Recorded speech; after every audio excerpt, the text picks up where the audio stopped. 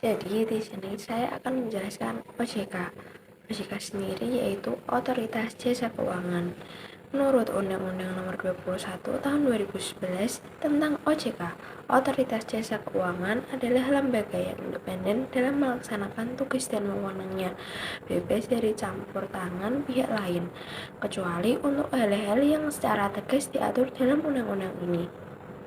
Adapun fungsi OJK menyelenggarakan sistem pengaturan dan pengawasan yang terintegrasi terhadap keseluruhan kegiatan di sektor jasa keuangan.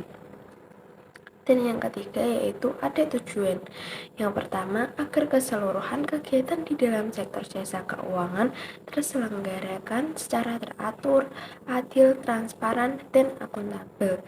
Yang kedua, mampu mewujudkan sistem keuangan yang tumbuh secara berkelanjutan dan stabil. Dan yang ketiga, mampu melindungi kepentingan konsumen dan masyarakat. Lalu selanjutnya ada pun tugas dan wewenang OJK.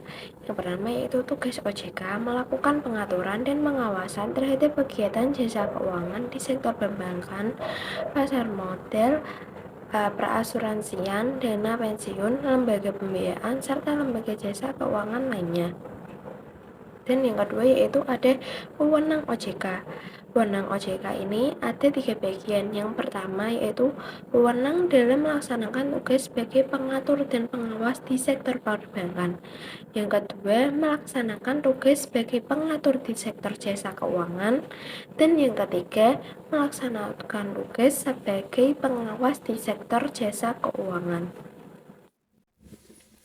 Lembaga Penjamin Simpanan atau LPS. Pada tahun 1998, krisis moneter dan perbankan yang menghantam Indonesia yang menyebabkan pemerintah mengeluarkan beberapa kebijakan, diantaranya memberikan jaminan seluruh kewajiban pembayaran bank, termasuk simpanan masyarakat blanket guarante.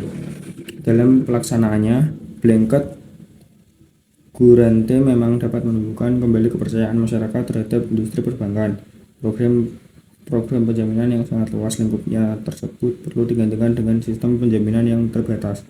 Dikeluarkannya Undang-Undang Nomor 10 Tahun 1998 tentang perbankan mengamankan pembentukan suatu lembaga penjamin simpanan LPS sebagai pelaksana penjaminan dana masyarakat. Pada tanggal 22 September 2004, Presiden Republik Indonesia mengesahkan Undang-Undang Republik Indonesia Nomor 24 tentang Lembaga Penjamin Simpanan.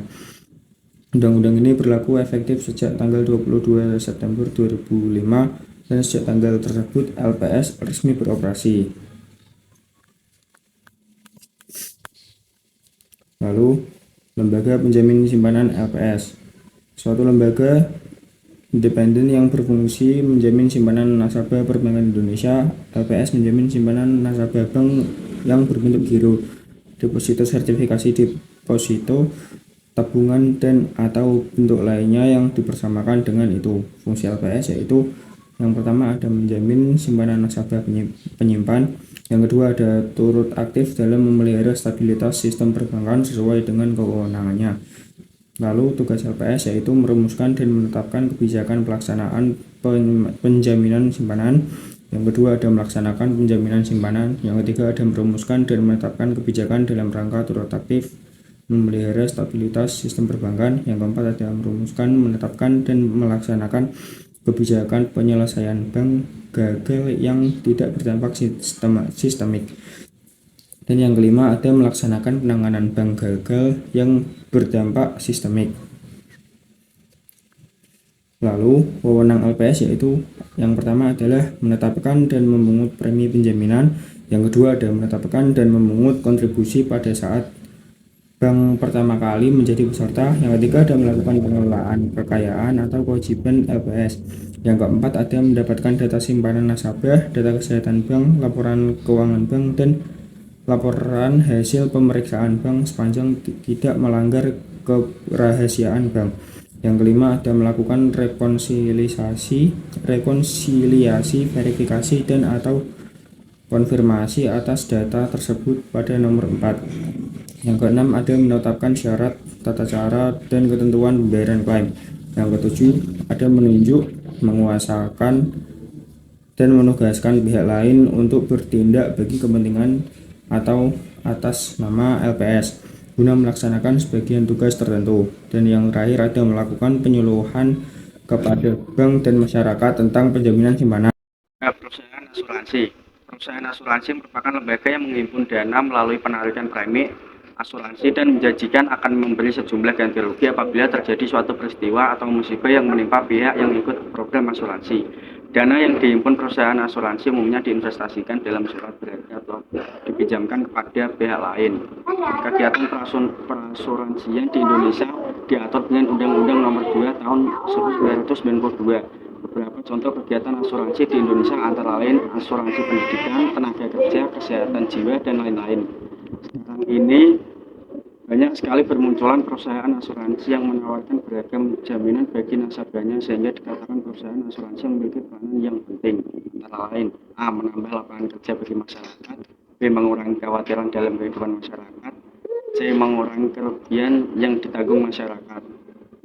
Pegadaian. Pegadaian merupakan lembaga penjamin barang yang memberikan dana pinjaman kepada masyarakat dengan agunan atau jaminan barang bergerak. Jenis-jenis usaha pegadaian. 1. Jasa taksiran barang berharga. 2. Jasa titip barang berharga. 3. Memberikan kredit atau pinjaman bagi karyawan yang berpenghasilan tetap. 4. Menjalin kerjasama dengan pihak ketiga dan menjalankan usaha tertentu. Tujuan pemerintahan menyelenggarakan forum pegadaian yaitu untuk membantu rakyat kecil dengan memberikan kredit atau pinjaman agar terhindar dari kreditur liar atau lintah darat, yaitu yang meminjamkan uang dengan bunga sangat tinggi. Dana pensiun di Indonesia, para pegawai negeri sipil setelah tidak bertugas atau purna tugas akan memperoleh dana pensiun. Dana pensiun ini diperoleh dari pemotongan gaji pegawai setiap bulan selama aktif bekerja. Ketika pegawai negeri yang bersangkutan telah pensiun, maka setiap bulan memperoleh uang pensiun. Lembaga yang mengelola dana pensiun adalah PT Taspen. Jadi PT Taspen menghimpun dana dari para pegawai dan menyalurkan dengan memberikan uang pensiun kepada para pegawai yang telah pensiun. Selain itu juga disalurkan melalui pemberian kredit dan diinvestasikan lewat pembelian surat berharga. Tapi sekarang jika ingin memperoleh dana pensiun tidak perlu untuk menjadi pegawai negeri sipil.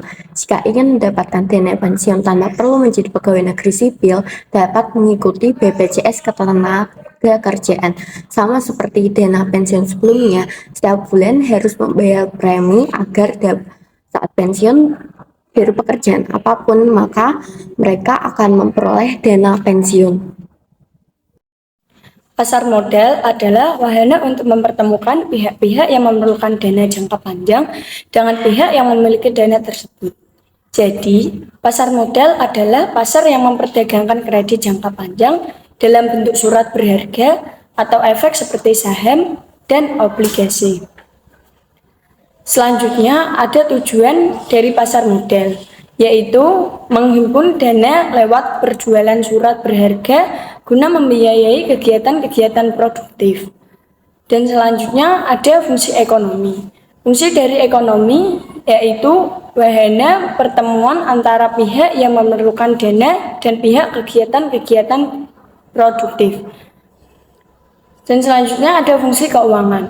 Fungsi dari keuangan yaitu memberi kesempatan bagi pemilik dana untuk memperoleh imbalan berupa bunga dari pihak yang membutuhkan dana.